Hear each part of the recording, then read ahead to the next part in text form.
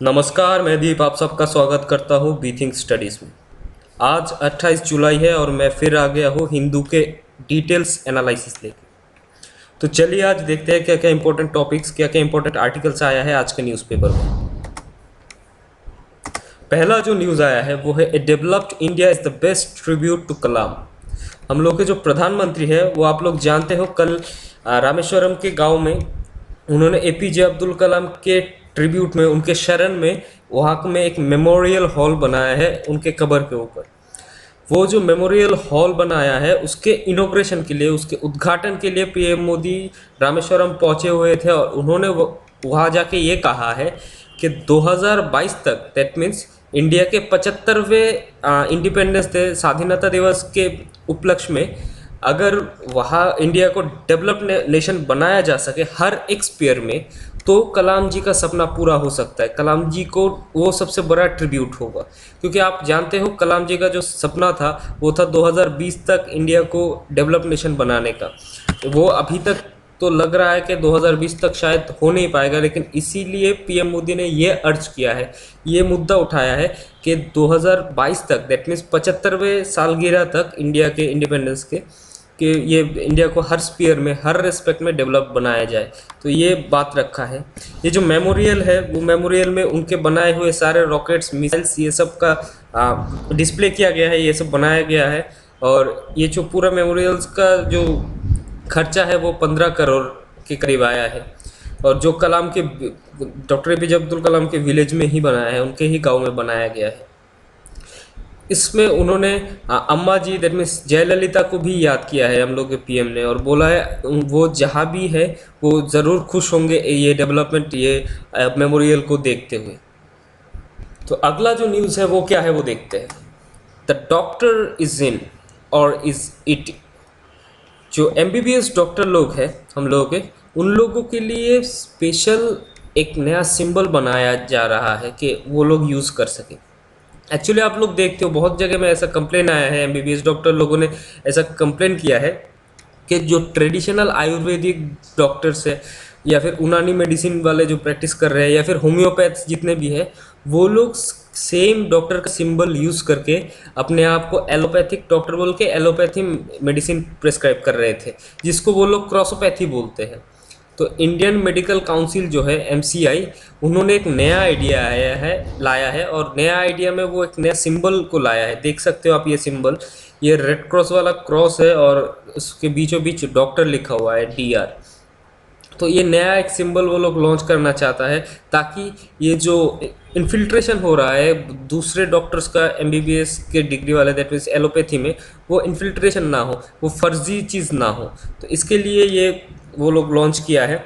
और आईएमए ने अभी नो ऑब्जेक्शन सर्टिफिकेट भी उन लोगों को मिल गया है इंटेलेक्चुअल प्रॉपर्टी ऑफिस से, और वो लोग ये बनाना चाहते हैं ये जो रेड क्रॉस वाला और सिंबल, और रेड क्रॉस वाला सिंबल के अंदर बीचों बीच रहेगा वाइट में लिखा हुआ डॉक्टर। तो इससे क्या होगा, जितना भी फर्जी चीज़ है, जो जितना भी गलत यूज़ कर रहा है वो सिंबल को, वो कम हो जाएगा। लेकिन इसमें एक क्वेश्चन ये आ रहा है, ऐसा ही एक सिंबल ऑलरेडी बहुत पहले से इंटरनेशनल मेडिकल यूनिट यूज़ कर रहा है, जो ऑलमोस्ट 1883 से रिकॉग्नाइज्ड है वियना कन्वेंशन के दौरान। लेकिन इस मुद्दे को मद्देनज़र रखते हुए इंडियन मेडिकल काउंसिल ने ये कहा है, हम लोगों का जो मतलब रेड क्रॉस है वो थोड़ा लाइटर शेड है और बीच में डॉक्टर लिखा हुआ है, वो अलग है। तो ये न्यूज़ भी आप देख सकते हो, ये इंपॉर्टेंट है। अगला जो न्यूज़ है वो है Doval hold talks with Chinese counter part. आप लोग जानते हो नेशनल सिक्योरिटी एडवाइज़र जो अजीत डोवल है, वो हाल ही में बीजिंग में गए हुए थे, जो 27 से 28 के बीच ब्रिक्स एनएसए, मतलब ब्रिक्स कंट्री के नेशनल सिक्योरिटी एडवाइज़र के बीच जो टॉक्स हो रहा था, जो मीटिंग हो रहा था, उसमें वो गए हुए थे। उन्होंने वहाँ जाके चाइनीज़ काउंटर पार्ट और चाइनीज़ स्टेट काउंसिलर यांग जुस्की, उन्होंने उनसे बात किया, और जो सिक्किम स्टैंड ऑफ जो है डोकलाम रीजन में, उसके बारे में बात किया, जहाँ पे इंडिया और चाइनीज़ ट्रूप जो है लैंडलॉक पोजीशन में अटके हुए हैं, और जहाँ का डोकलाम इशू जो है वो आप जानती हो बहुत दिन से न्यूज़ में आ रहा है और बहुत हाईलाइटेड इशू है। तो डोकलाम रीजन को लेके वहाँ पे वो लोग बात किए हैं। एक चाइनीज़ मीडिया ने ये कहा है, मिस्टर यंग ने सेपरेटली बोला है कि चाइना अपना व्यू बता दिए हैं बायलैटरल रिलेशन में, इंटरनेशनल रिलेशन में और रीजनल इश्यूज़ में। और इन्होंने ये भी कहा है कि मल्टीनेशनल अफेयर्स और चाइना का पोजीशन बायलैटरल इश्यूज़ में बोल दिया है कि डिटेल उस मीटिंग में मुद्दा उठाया है। और उन्होंने मेजर कुछ प्रॉब्लम्स के बारे में भी वो मुद्दा उठाया है, ऐसा क्लेम किया है एक चाइनीज़ मीडिया में। और इंडिया में भी इसके ऊपर जो बात चल रही थी उसमें state minister of state affairs for external minister of state for external affair MJ Akbar ने राज्यसभा में ये बोला है, ये हाईलाइट किया है जो एक एग्रीमेंट बना था आस्थाना, जिसमें जो कंट्रीज़ को इंटेंसिफाई करता है डेवलपमेंट पार्टनरशिप में, ये मुद्दा वो हाईलाइट किया है। और जो पीपल टू पीपल कॉन्टैक्ट है ये भी हाईलाइट किया है। और सुषमा स्वराज जी ने भी ये कहा है कि इंडिया कोई भी मतलब चाइनीज़ कंपनी को डिस्क्रिमिनेट नहीं करता है, इंडिया के लिए सब एक है। तो ऐसा मुद्दा उठाया है। तो ये भी आप देख सकते हो, ये इंपॉर्टेंट न्यूज़ बन चुका है ऑलरेडी, और ये आप इसका एक्सटेंशन पार्ट भी बोल सकते हो। अगला जो न्यूज़ है वो है Supreme Court for panels to examine dowry cases. आप लोग जानते हो बहुत सारा ऐसे रिसेंटली केसेस आया है जिसमें हस्बैंड के मतलब ब्राइड ग्रूम के फैमिली को या हस्बैंड के फैमिली को बहुत सारे वाइफ्स या फिर ब्राइड्स ऐसे हैं जो कंप्लेन कर देते हैं कि ये डाउरी के लिए मुझे टॉर्चर कर रहे हैं, जो बाद में फेक निकल आ रहा है। तो इस इशू को सॉल्व करने के लिए सुप्रीम कोर्ट ने बोला है एक ऐसा पैनल बनाओ, एक ऐसा कमेटी बनाओ जो social workers, home makers, retired personal और बहुत सारे स्टैंडिंग सिटीजन्स को लेके जो वैनगार्ड करेगा, जो देखेगा कि डाउरी हैरेसमेंट का जितने भी केसेस हैं उनके लोकेलिटी में वो जेन्युइन है कि नहीं, वो सच है कि नहीं। अगर सच है तो ही वो कोर्ट में पास करने लो और फर्दर इन्वेस्टिगेशन के लिए भेजो। अगर वो जेन्युइन नहीं है तो उधर ही खारिज कर दो। तो ऐसा एक मतलब पैनल बनाने की मांग किया है, ऐसा एक पैनल बनाने की ऑर्डर दिया है सुप्रीम कोर्ट ऑफ इंडिया ने। ये हर डिस्ट्रिक्ट में होगा, ये 3 लोगों से बने हुए होंगे, दैट मीन्स 3 मेंबर रहेंगे। और ये इसका नाम दिया जाएगा फैमिली वेलफेयर कमेटी। और ये हर डिस्ट्रिक्ट में होगा, हर लोकेलिटी में होगा। और ये आएगा कि नेशनल लीगल सर्विस अथॉरिटी के अंडर में आएगा। तो ये भी एक इम्पोर्टेंट न्यूज़ आ गया है, ये भी आप देख सकते हो। अगला जो न्यूज़ है वो है government to put selfie policy to secure dangerous spots. आप जान रहे हो कुछ दिन से बहुत सारा ऐसा न्यूज़ आ रहा है कि सेल्फी लेते हुए बहुत लोगों की मौत हो रही है।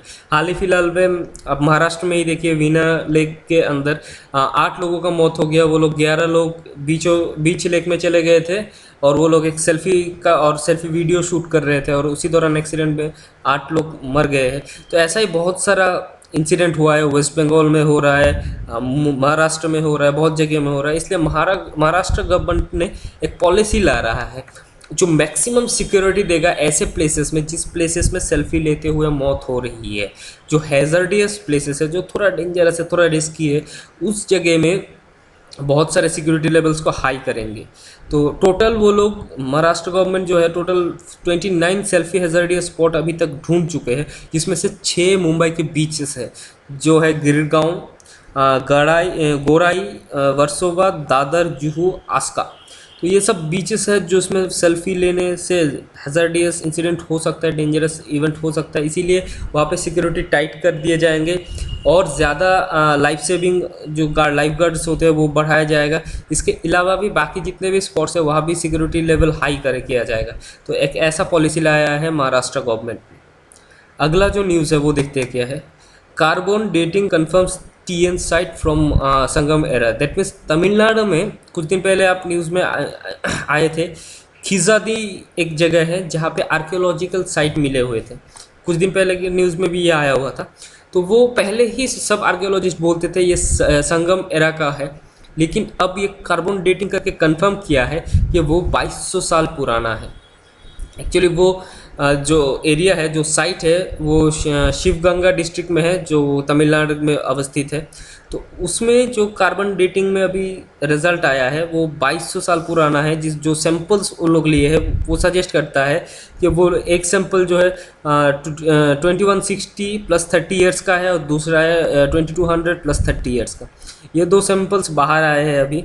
ये जो साइट है ये मेजर हैबिटेशन साइट है। दैट मीन्स वो कझादी जो साइट है वहाँ पे पहले बहुत हैबिटेट मतलब लोग रहते थे, बहुत एक साथ लोग रहते थे। ऐसा ही और एक साइट मिला था, वो है आरिकामेडू। वो भी साइट बहुत हैबिटेट वाला साइट था, और वो बहुत कुछ दिन पहले ही वो डिस्कवर हुआ था, ये भी डिस्कवर हुआ है हाल ही फिलहाल में। तो वहाँ दोनों के दोनों साइड जो है वो वाईगाई जो नदी है, वाईगाई नदी के किनारे में ही अवस्थित है, जो सजेस्ट करता है कि उस एरिया में उस समय दैट मीन्स 2200 साल पहले अच्छा खासा आबादी हुआ करता था। टोटल 72 पोर्ट्रेट्स मिला है वहाँ से, वहाँ में तमिल ब्राह्मी स्क्रिप्ट में लिखा हुआ पोर्ट्रेट मिला है कसादी से, और उसमें बहुत सारे तमिल नाम लिखे हुए हैं। इसमें से कुछ कुछ नाम ऐसा भी है, इलाइनन, उथाइरन, वेंधन, संथानावथी एंड संथान, ऐसा ही बहुत सारा तमिल नाम मिला हुआ है वो ब्रह्मी स्क्रिप्ट में, जो सजेस्ट करता है कि वो संगमेरा का है। तो ये भी न्यूज़ इम्पोर्टेंट हो गया है एंशियंट के रिस्पेक्ट में। अगला जो न्यूज़ है वो orient white IBIS ibis nesting in Ganjam. जो इबिस बर्ड है वो जनरली पाए जाते हैं चिल्का लेक के अगल बगल में, लेकिन रिसेंटली वो उड़ीसा के गंजम डिस्ट्रिक्ट में भी मतलब पाया जा रहा है, स्पेशली बेगुनिया पादा में। उस जगह में वो लोग सिर्फ रह नहीं रहे, वो लोग नेस्टिंग भी कर रहे हैं और ब्रीडिंग भी कर रहा है। डॉक्टर गोहर अबिदीन ने ये कहा है कि ये जो उन लोगों का माइग्रेशन हुआ है गंजम डिस्ट्रिक्ट में, जो बेगुनिया पदा में है, वो सजेस्ट करता है कि वो लोग वहाँ पे सिक्योर फील करता है, और उन लोगों को ये लगता है कि वहाँ पे कॉन्डक्टिव ब्रीडिंग हो सकता है, उन लोगों का ब्रीडिंग हो सकता है, वहाँ का एनवायरनमेंट उनके लिए सूटेबल है। तो ये एक इम्पॉर्टेंट न्यूज़ हो गया। और ये लोग बर्ड जो है वो जनरली बड़े पेड़ों में घर बनाते हैं, घोंसला बनाते हैं, जहाँ पे लार्ज कैनोपी है, बहुत ज़्यादा झाड़ जैसा ऊपर में पोजीशन है।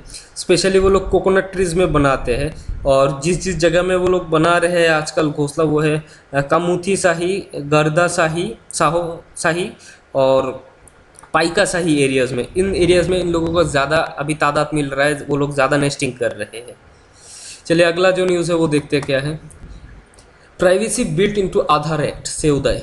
आप जानते हो आधार एक्ट को लेके कुछ दिन से बहुत सारे न्यूज़ आ रहे हैं, क्योंकि अभी भी चल रहा है 9 बेंच जो डिस्ट्रिक्ट जज का बेंच बना है, जो कॉन्स्टिट्यूशनल एस्पेक्ट्स में देखेगा। तो उन लोगों का केस अभी चल रहा है सुप्रीम कोर्ट में। तो उसमें ये कहा है प्राइवेसी जो है वो नॉन निगोशिएबल कॉन्फिडेंशियलिटी है, जिसमें कोई निगोशिएशन नहीं हो सकता है। और ये आधार कार्ड के अंदर पड़ता है कि इस मतलब आधार एक्ट के अंदर ये बोलता है कि प्राइवेसी को निगोशिएट कैसे भी हम नहीं कर सकते, ऐसा कहा है उदय ने। तो इस मुद्दा क्यों आया है, क्योंकि कुछ दिन से आप जानते हो कि यही बात चल रहा था कि इसके अंदर प्राइवेसी को कैसे मेंटेन करेंगे, क्योंकि प्राइवेट प्लेयर्स लोग आधार कार्ड का जो डिटेल्स है वो ले रहे हैं, तो ये जो कॉन्फिडेंशियलिटी है वो कैसे मेंटेन करेंगे। इस बात में जस्टिस चंद्रचूड़ ने ये कहा है, there is no denying that Aadhaar is a social welfare scheme, but the state is obliged to put a robust personal data protection mechanism in its place। मतलब आधार कार्ड जो है वो नो डाउट बहुत ही इम्पोर्टेंट चीज़ है जो वेलफेयर स्कीम को लाने के लिए, और बहुत ही इम्पोर्टेंट चीज़ है, लेकिन स्टेट बाउंड है कि एक रोबस्ट मतलब जो तोड़ नहीं कर सकता है, कोई इसको गलत यूज़ नहीं कर सकता, ऐसा एक मतलब प्रोटेक्शन स्कीम लाए जो मतलब पर्सनल डेटास को सिक्योर कर सके, उसको लीक होने से रोक सके। चंद्रचूड़ जी ने ये कहा है, और उन्होंने ये भी बोला है कि मैं नहीं चाहूँगा कि मेरा कोई भी पर्सनल डाटा कोई भी प्राइवेट कंपनी ले जाए और मेरे व्हाट्सअप में और या फिर फ़ोन में डायरेक्ट मैसेज करके कोई भी कुछ सामान बेचना शुरू कर दे, कुछ भी चीज़ें। तो मैं नहीं चाहूँगा मेरा पर्सनल चीज़ें लीक हो। तो इस हिसाब से उन्होंने क्वेश्चन पूछा है, तो कैसे उनको मेंटेन करेंगे। तो इस आंसर में उन्होंने ये कहा है कि प्राइवेसी जो है नॉन निगोशिएबल है, और इसमें कोई निगोशिएट नहीं होगा, और इसका मेंटेन किया जाएगा उदय के दौरान। और जो फंडामेंटल राइट का इशू था उसमें सॉलिसिटर जनरल ने ये कहा है कि आधार एक्ट जो है वो कुछ स्पेशल मतलब the law of Aadhaar Act may specifically provide for the protection of privacy not recognized as fundamental right। that means वो प्राइवेसी के लिए प्रोटेक्शन प्रोवाइड करेगा, ठीक है, बट फंडामेंटल राइट्स नहीं है। वो कोई फंडामेंटल राइट नहीं है कि तुम प्राइवेसी के लिए कुछ भी कर सकते हो। तो ऐसा कहा है सॉलिसिटर जनरल ने। तो ये भी इम्पोर्टेंट न्यूज़ हो गया, और ये आधार का एक्सटेंशन है। अगला जो न्यूज़ इम्पोर्टेंट है वो है Indian student at MIT makes wearable sensor to prevent assault.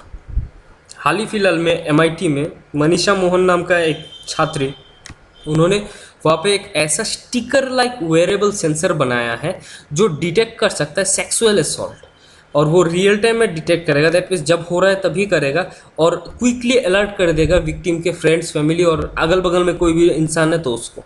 तो वो ऐसा एक एप्लीकेशन बनाया है और ऐसा एक सेंसर बनाया है जिसके दौरान काम करेगा। ये क्या करता है एक्चुअली, वो डिवाइस जो है बहुत ज़ोर से साउंड करने लगता है और डिस्ट्रेस सिग्नल भेजता रहता है अगल बगल के स्मार्टफोन में या फिर फैमिलीज़ के स्मार्टफोन में या दोस्तों के स्मार्टफोन में। ये जो है ब्लूटूथ से कनेक्ट रहेगा उसके, मतलब जो विक्टिम है तो ये उसके मोबाइल से कनेक्ट रहेगा ब्लूटूथ के दौरान ये सेंसर, और जब भी वो डिटेक्शन आएगा वो तुरंत, मतलब जब भी उनको उसको मालूम चलेगा कि कुछ गलत हो रहा है, वो तुरंत सिग्नल भेजेगा मोबाइल से और मोबाइल कनेक्ट होगा अपने फ्रेंड्स या फैमिलीज़ के मोबाइल में। ये दो मोड में काम करेगा, अ, एक है एक है पैसिव मोड और दूसरा है एक्टिव मोड। ये दो मोड में वो लोग ये काम करेगा। तो ये एक इम्पोर्टेंट डिस्कवरी है और ये शायद और इम्पोर्टेंट इनोवेशन है, और ये इंडिया में बहुत फ़ायदेमंद साबित हो सकता है। तो अगला, आज के लिए इतना ही इम्पोर्टेंट न्यूज़ था। इसके अलावा कुछ इम्पोर्टेंट न्यूज़ आया है जो कि आप जानते हो एडिटोरियल में है। वो क्या क्या है इम्पोर्टेंट न्यूज़, वो देखते हैं। कंट्री विदाउट ए पीएम, ये आप इंटरनेशनल अफेयर्स में देख सकते हो, पाकिस्तान का न्यूज़ है कि कंट्री विदाउट ए पीएम। दूसरा है what's at stake in Hyderabad. ये तीसरा जो न्यूज़ है वो सबसे इम्पोर्टेंट है, public health and private players. आप जानते हो कुछ ही दिन पहले जितने भी डिस्ट्रिक्ट के हॉस्पिटल्स है उनमें लेवल 2 टायर 1 और टायर 2 को प्राइवेटाइजेशन करने का मतलब प्रपोजल उठाया है नीति आयोग ने, और वो पीपीपी मॉडल के अंदर आएगा। तो ये जो इम्पोर्टेंट टॉपिक है वो ज़रूर पढ़िएगा, ये बहुत इंपॉर्टेंट टॉपिक है। और जो चौथा है वो रेगुलेशन ऑफ डीएनए प्रोफाइलिंग, ये भी बहुत इंपॉर्टेंट न्यूज़ है। तो ये 4 न्यूज़ आप लोग देख लेना। तो आज के लिए इतना ही था। Thank you very much. अगर आप लोगों को पसंद आया होगा तो please like share and subscribe कीजिए। Thank you very much.